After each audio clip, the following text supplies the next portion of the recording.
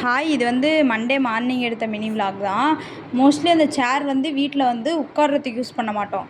துணி துவைச்சிட்டு வந்த துணிய வந்து போட்டு வச்சு மடிக்கிறதுக்கே ஒரு 4 நாள் பண்ணுவோம்.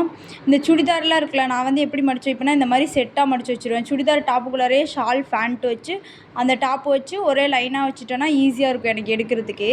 இன்னைக்கு மண்டே ஸ்டார்ட் ஆச்சோ இல்லையோ, எனக்கு எப்படா சண்டே வரும்னு சொல்லி தோணிருச்சு. ஆஃபீஸே போகல. என்ன மாரி ஒரு சோம்பேறி இந்த உலகத்தில இருப்பாங்களான்னே தெரில. அவ்வளோ சலுப்பா இருந்தது. இந்த லைட் கலர் கேஸ் வாங்குறதெல்லாம் பிரச்சனையே இல்ல, மொபைல் கேஸு. அத மெயின்டெயின் பண்றது தான் ரொம்ப கஷ்டமா இருக்கு. இன்னைக்கு வந்து பாட்டி வந்து பசலைக்கீரை குடுத்து விட்டுருந்தாங்க. அத தான் சரி செய்யலான்னு சொல்லிட்டு செஞ்சேன். அம்மா சொல்ல சொல்ல தான் செஞ்சேன். வாங்க என் கூட சேர்ந்து நீங்களும் சமையல் கத்துக்கலாம். சப்ஸ்கிரைப் பண்ணிக்கங்க சரியா?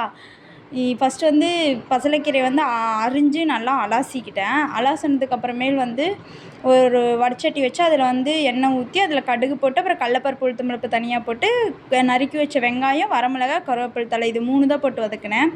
நல்லா வதக்கினேன். இதுலேயே எந்த நம்ம மசால் தூளும் சேர்த்த போகிறது கிடையாது. அதனால் வந்து இதுலேயே காரத்துக்கு ஏற்ற மாதிரி வந்து நம்ம வந்து மிளகாய் எடுத்துக்கணும். அது நல்லா கண்ணாடி பதத்துக்கு வதங்கின உடனே வந்து பசலைக்கீரையை போட்டு நல்லா வதக்கி விட்டுருவேன்.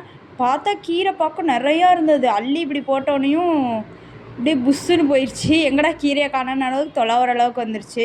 அம்மா வந்து இடையில கொஞ்சம் தக்காளி புழிஞ்சிக்கிட்டாங்க. ஏன்னா மதியம் நான் வந்து டிஃபன் பாக்ஸுக்கு கிளறேன்னா, அதனால் கொஞ்சம் புளிப்பு இருந்தால் கெட்டு போகாதுன்னு சொல்லிட்டு தக்காளி கொஞ்சம் புழிஞ்சு விட்டாங்க, ஒரு தக்காளி.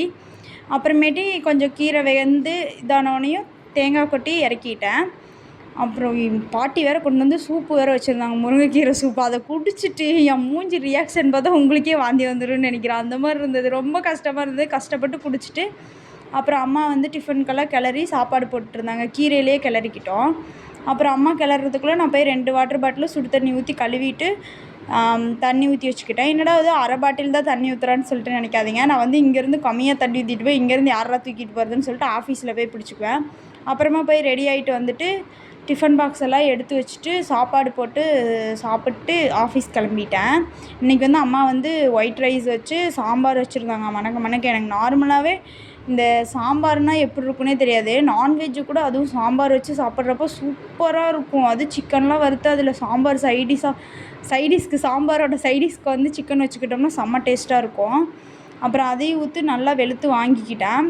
இன்றைக்கி வந்து வெளியே கூட போகலை. கிச்சனில் ஃபேன் போட்டு உட்காந்து சாப்பிட்டேன். ஏன்னா ரொம்ப லேட் ஆகிடுச்சு ஆஃபீஸ்க்கு. அப்புறம் இதுக்கு மேலே வந்து கிளம்புனா வெளியே போய் பொறுமையாக டிவி பார்த்துட்டு சாப்பிட்ருந்தேன். லேட் ஆயிரும்னு சொல்லிட்டு இங்கேயே உட்காந்து சாப்பிட்டு ஆஃபீஸ் கிளம்பிட்டேன். இங்கேருந்து போகிற வரையும் என் தலை நல்லா தான் இருக்கும். ஆனால் எங்கள் அப்பாவோட வண்டியில் ஏறினா மட்டும் என் தலை பிச்சைக்காரி மாதிரி ஆயிரும். பாய்.